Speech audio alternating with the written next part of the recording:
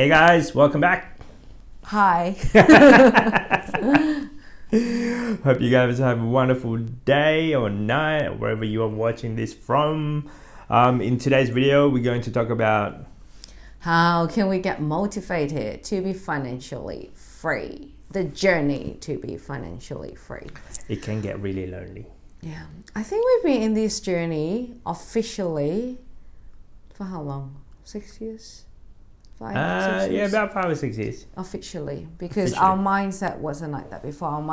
When our son was born, we were still thinking I go back to full-time work, but then anyway, story Circumstances changed. change. Yep, second one came along. Yep. Never ever. Don't want to go back. Can't go back. Cannot afford to go back. We have to find another way to be financially free and not going back to work and make it happen. I think it's because we have to make it, and there's no plan B, no plan C. Plan A was going back to work.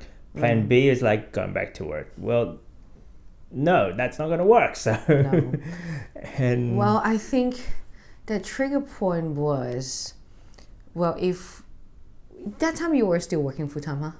yeah, I can't remember. Yeah, I think And so. then we calculated in Australia, because if I want to go back to full-time work, which means we need to pay childcare full-time for our son. We don't see him.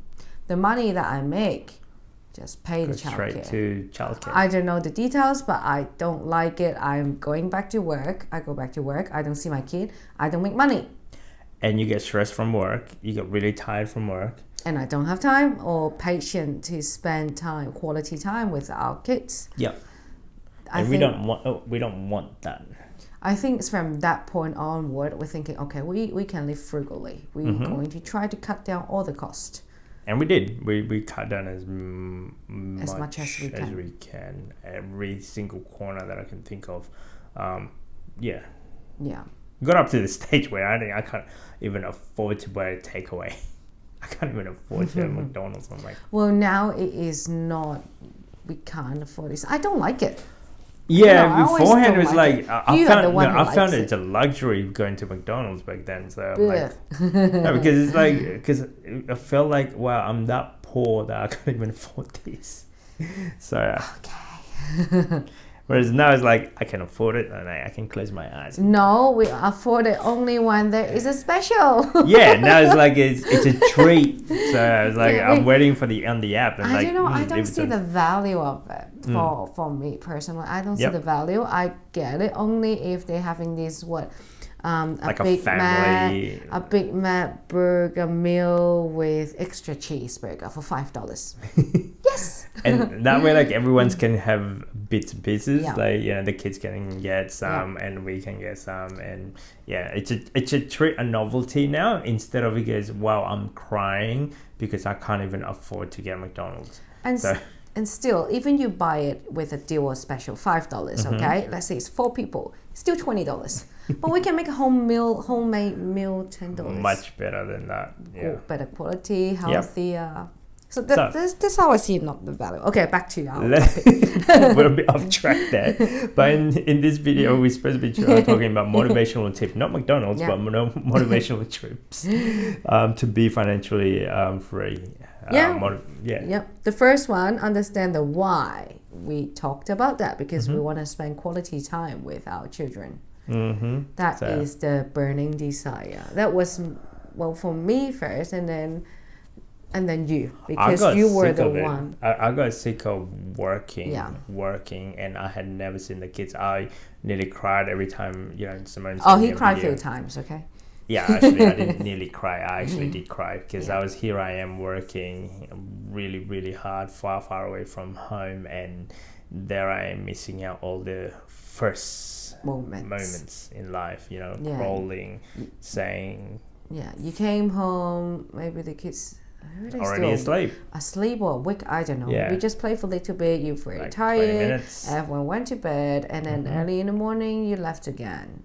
Sometimes like, who's that guy? Exactly. I remember at a certain point, like I think he cried because he haven't seen me for a while, and giving me a hug, and I'm like, oh, okay, I need to change this lifestyle dramatically. Yeah, that is our why, and I think we don't have any family to help us here that actually help us. Yeah. So for us, it's like, okay, then this is a sort of a blueprint for ourselves, since we don't have any backup and we don't have any support, or if not, people trying to draw you down. Like, well, we got no other choice. If other people can make it out there, I'm sure we can make it, figure it out. So check out your financial status in a monthly basis is another way. For us, after figuring out our burning desire, and then that's when I have to tackle it down. Okay, then what is this? Why is this not working out? By checking, okay, then how come every month or every day of the week when I work, when I get paid, I don't even have a single dollar in the end? So it turned out to be, okay, then we've got an expenses problem here. As you grow older, you realize, you goes, whoa, the amount of money going in and out of your account, it is unbelievable. Especially when you have multiple different properties. We have a different structure back then. We have a negatively gearing type of property. That doesn't work for an average Joe Blow. No, it works for high income earner. But then when our income down to just single income with little dependence, it doesn't work. So we change our strategy. Correct.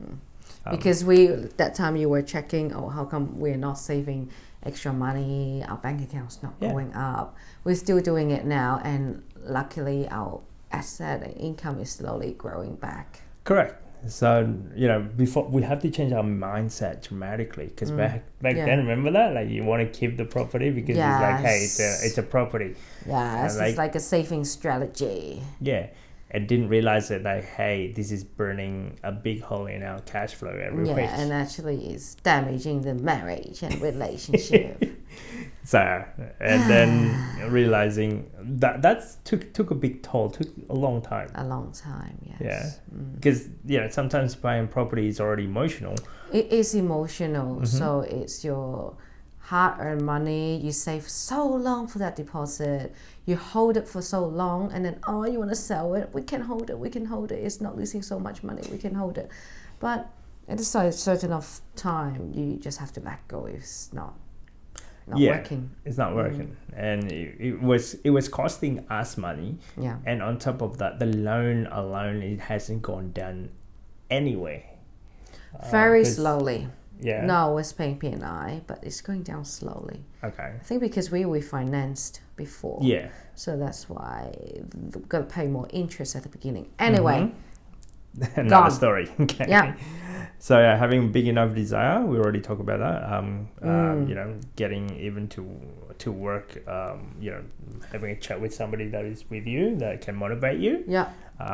That's another way of doing it. Yeah. And then what is it? Reward yourself for your success in a small thing. We're talking about on the previous videos about, let's say, if you never opening up a saving account, just having the courage of just opening up a saving account alone. Okay, then reward yourself from that, and then from there, all right, maybe the first $100, reward yourself that, and then after that, first 1,000, first 10,000. First 100,000, you know what I mean? You just keep on rewarding yourself, like all the small goal that you met. Because sometimes, like, I'm a bit hard on myself. I don't reward myself. I don't know why. I don't know why. Work. And don't spend any money. When I spend money, you're so upset. Yeah. I know you're like the spender. I'm like all right, then how can I earn more? So I need to work on that, rewarding myself. You reward yourself by having fast food. Yeah, that's my treat. That's my reward, my $5 treat. Related to the beginning of the video. That's your reward, but I don't like it. It's not my reward. Everyone's reward is different. Choose whatever you like. Yeah. Just within reasonable amount. Budget. Yes. I'm talking about small rewards, so I'm like $5. Hey, but your $5 is like how often? How often? The other one would be being accountable, of your own action. Yes, that's why we're having this channel. Yeah. It's pretty much documentary. How far can we go? How far, where we started? Yes, and we keep doing it to motivate anyone else ourselves. out there, and for ourselves as well.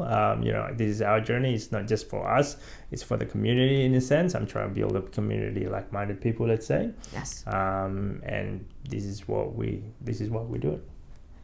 And then the other one would be read a financial media, Audible, Facebook page, a group, YouTube channel like us. I mean, Audible alone, like, I used to drive, I don't know, a lot of hours on the road, part of, I guess, for my other business, let's say.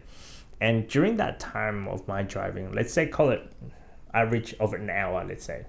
If you're working somewhere and you need to drive an hour somewhere, I started listening audiobook, and it becomes really addicted.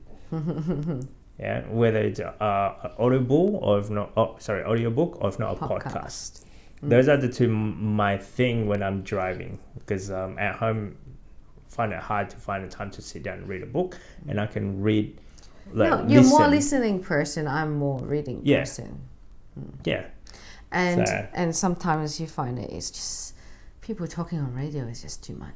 Yeah, it's entertaining maybe for some people, but sometimes not for us. We rather get something improvement or knowledge. Because if you keep on putting yourself with all of this knowledge, for us anyway, the personal finance side or the fire movement side, who knows, you're bound to be able to get there. Yeah. By receiving all of this knowledge. Yeah. So, I mean, when we started this journey, I was like, you know what, I wonder if I can make it by just documenting these videos. But so far, we're going. I think it really helps for accountable having this, because we don't want to do something wrong. We don't want to just spend our money on something luxury or silly. Is against our theory. Our message. Yeah, our message. So that's why we're documenting them as we go along. So if you would have seen that side of the board, it's our that goal. is our goal in there, our plan, our future, short term, long term, up to like a couple of years down the track. His goal is something $100,000. My goal is just $1,000. So that's my big plan, and in my mind is like, if you don't write them, I should get something expensive, should I? Yeah. It's not about money. It's about the money. Practical, it's and how I want it, how much I want it. It's something practical. I want to use it every day. Okay. But if you don't write your goal, I guess, in a sense, or if you don't write down like an action plan, if it's not there, you're bound not to do it. Yeah, you'll forget. Yeah, that's right. So that's why we write them, and we update them in a monthly basis or so, or as often as we can, as we go along. And we adjust it accordingly. So anyway, hopefully this will help you in any way possible. This video was motivating. How are we motivating ourselves to achieve the FIRE movement? Hopefully this, it helps. Talk to you guys later. See you next time. Bye. Bye.